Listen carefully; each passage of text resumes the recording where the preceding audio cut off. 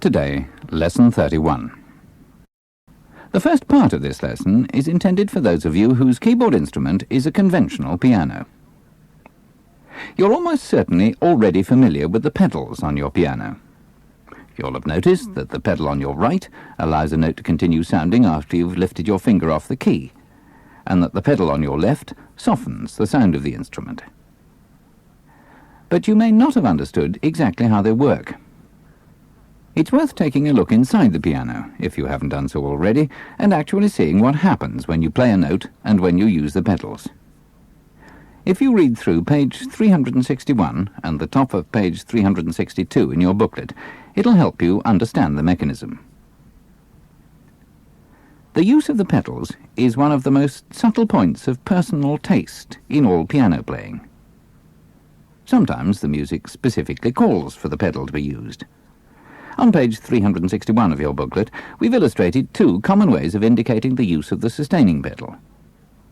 If the soft pedal is required, the words una corda normally appear in the music. But it would be a great mistake to think that the pedals should only be used when they're specifically asked for by the composer. It really is an essential part of your personal interpretation of a piece of music and your personal style of playing to judge exactly when to use either pedal, or both together. The sustaining pedal can make it much easier to produce a smooth legato effect, and it tends to enrich the whole sound of the instrument. But you should never hold it down for long periods through changes of harmony, or you'll just produce a muddled, discordant noise. So you have to change the pedal constantly. That is, release it to let the dampers fall on the strings, and then press it down again. Let's hear the example at the bottom of page 361. Notice how the pedal allows you to move more smoothly from chord to chord.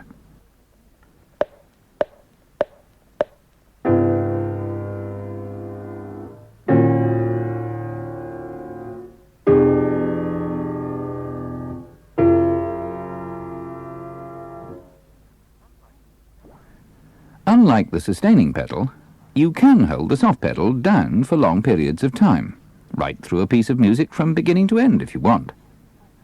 But you shouldn't fall into the habit of using the soft pedal every time the music is marked piano. You're quite capable of producing a range of sound from loud to soft by varying your touch on the keyboard without having recourse to the pedals.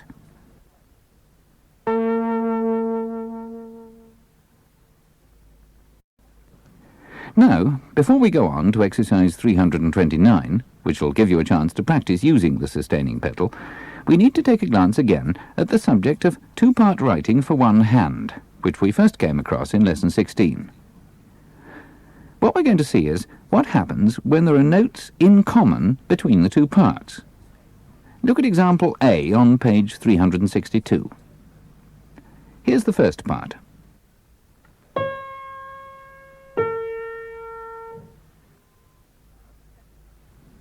Now the second part.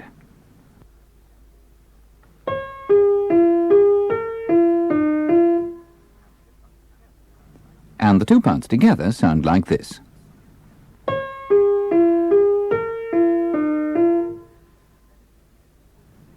As you can hear, the C and the A, which are common to both parts, are only played once, although they serve a double purpose. They're held through 2 beats each, because they're minims, yet they also act as quavers in the second part, so they're written as quavers as well. Example B is very similar. Here's the first part.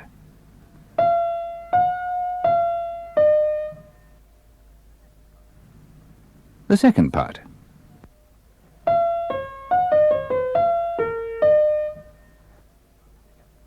And the two parts together.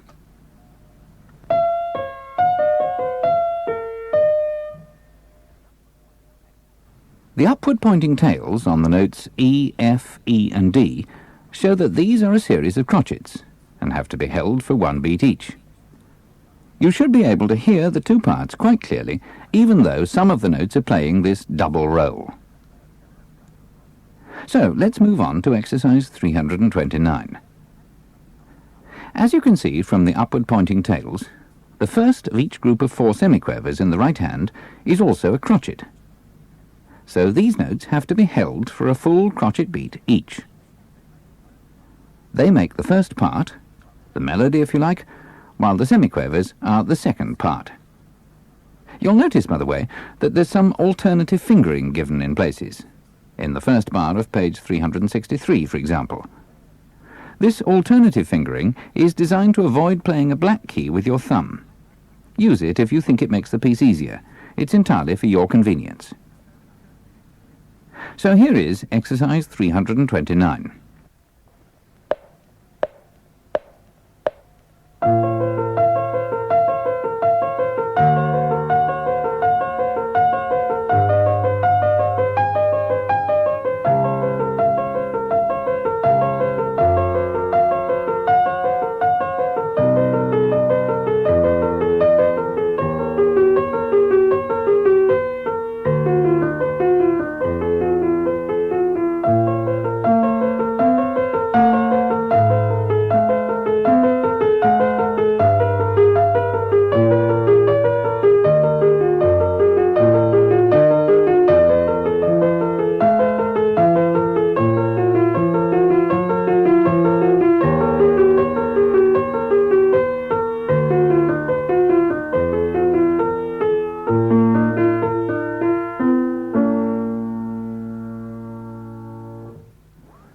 You'll have noticed the sustaining pedal marks beneath the stave.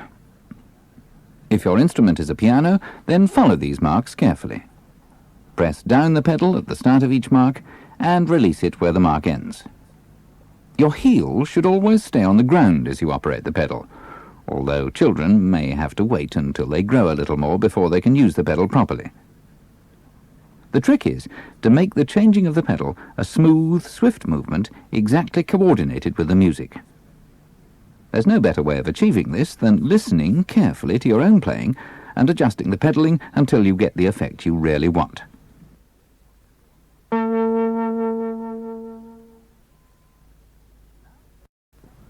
Now it's time to start looking at the use of bass notes in a rhythmic accompaniment.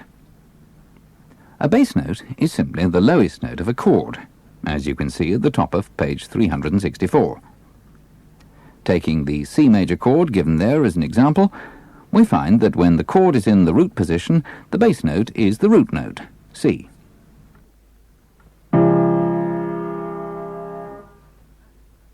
In the first inversion, the bass note is the third, E.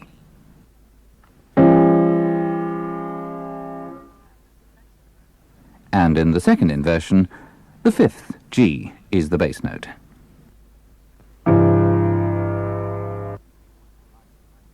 It's worth reminding yourself at this point that any chord can be extended by including one of the notes twice, an octave above or below.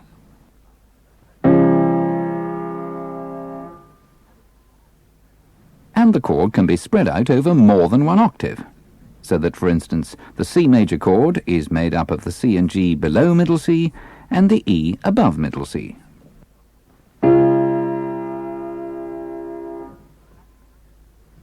Now you may say, if the lowest note of any chord is called the bass note, so what?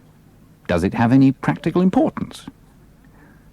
Well, the answer is yes, very much so. As you'll see in this lesson and in others to come, the bass notes have their own important role to play independently of the chords. At the bottom of page 364, there are two examples of left-hand accompaniments in which the bass note has been detached from the chord to be played separately. You'll notice that the bass note is played on the strong beats and the rest of the chord on the weak beats.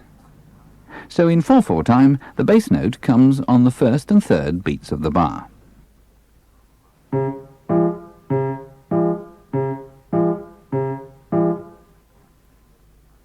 And in 3/4 time, the bass note is played on the first beat, with the chord repeated on the second and third beats.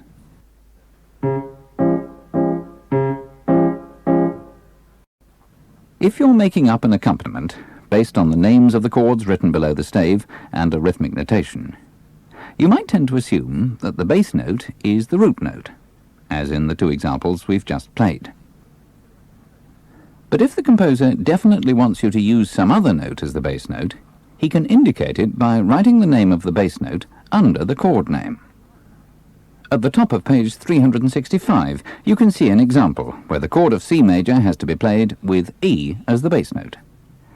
So E, indicating the bass note, is written underneath C, meaning the chord of C major. It sounds like this.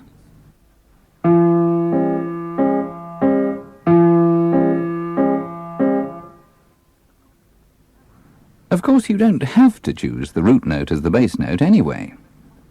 One very common form of rhythmic accompaniment uses the root note and the fifth alternately.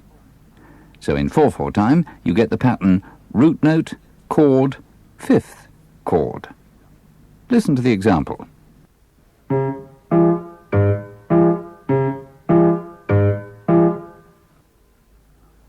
In 3/4 time, the pattern is root note, chord, chord, fifth chord, chord.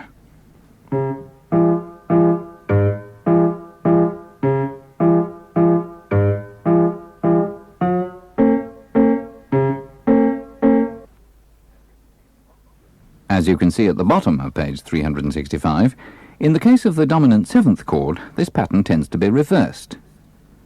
Fifth chord, chord, root note, chord, chord.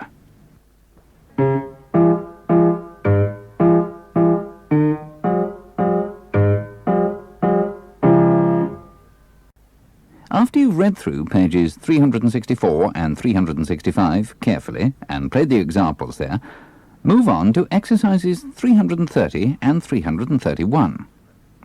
These are both for the left hand. Exercise 330 gives you two examples of the same 4 bars, first in rhythmic notation and then written out.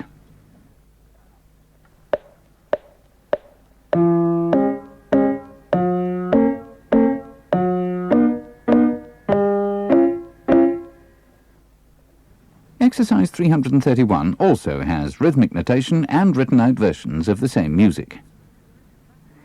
You should practice each 4-bar section separately, repeating it over and over again so that you really get the feel of how the bass works, alternating between the root note and the fifth.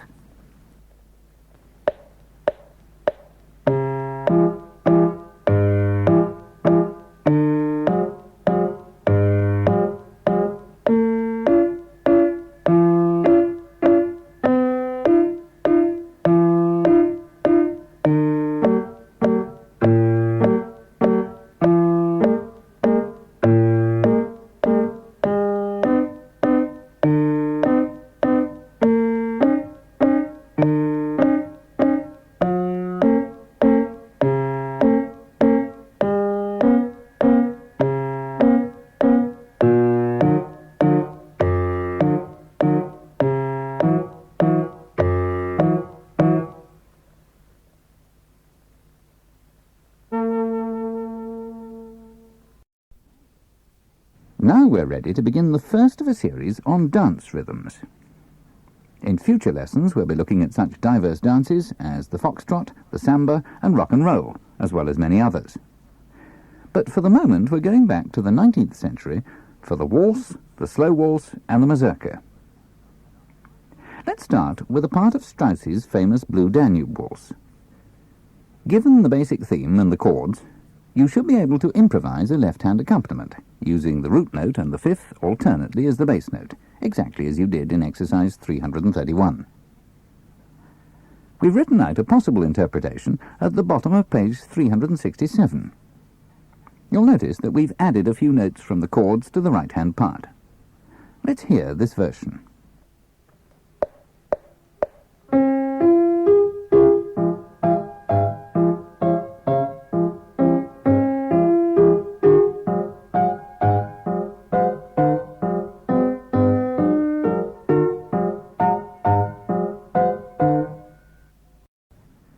At the top of page 368, we've given an example of what you could do if you only needed to provide the accompaniment for the waltz theme.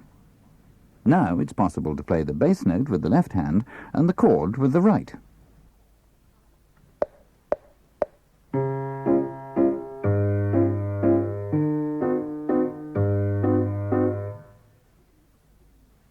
If you look at the theme of the slow waltz on page 368, you'll see that it can't be played with the alternating root note fifth bass, because each bar has a different chord. In 3/4 time, an alternating bass needs at least 2 bars in a row with the same chord if it's to work. So the best thing here is to stick to using the root note as the bass note, except where otherwise specified. In our first interpretation of this tune, the left hand plays the accompaniment. It has the bass note held right through the bar, and the chord coming on the second beat as a minim.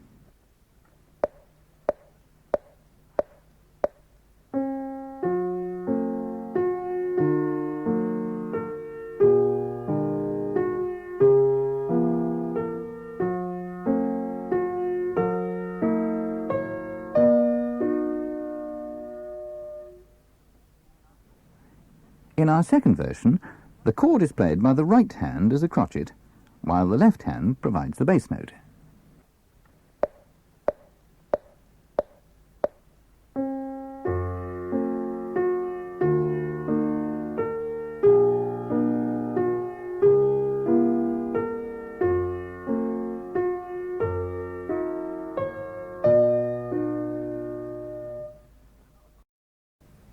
Another possibility, shown at the top of page 369, is to split the chord in 2, moving up the keyboard.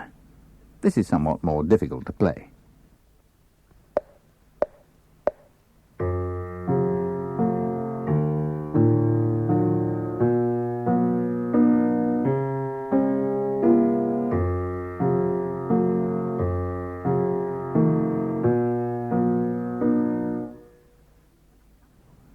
For the accompaniment alone with 2 hands, you could play the chords spread out as arpeggios. This is indicated in the music by a wavy line in front of the chord. The effect is not exactly the same as the arpeggios you're used to. You play the notes of the chord one after the other from the bottom upwards quite rapidly, holding on to them all as you go. In fact, it sounds a bit like a harp.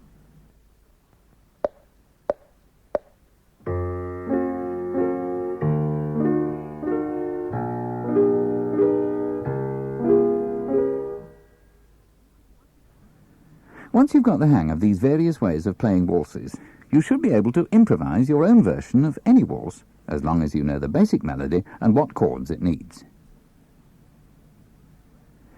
To end this section, you can try working out a left-hand accompaniment to the mazurka at the bottom of page 369.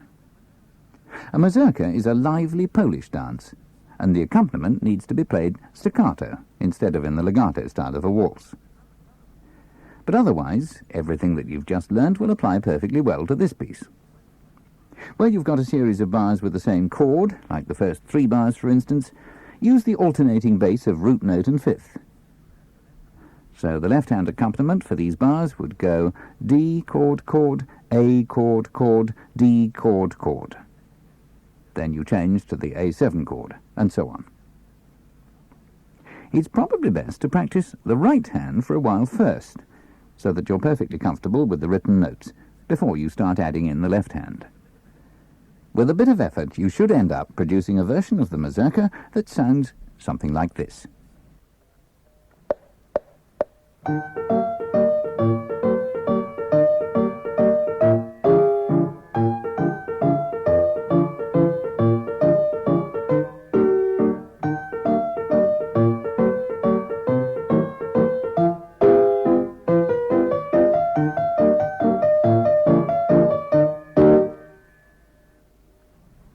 You're probably beginning to realize just how important it is to know all the chords thoroughly, and to be able to play them in their different inversions without any difficulty. So it's probably a good idea at this stage to go back and practice the chord sequences from earlier lessons, until you're really confident that you know your chords inside out.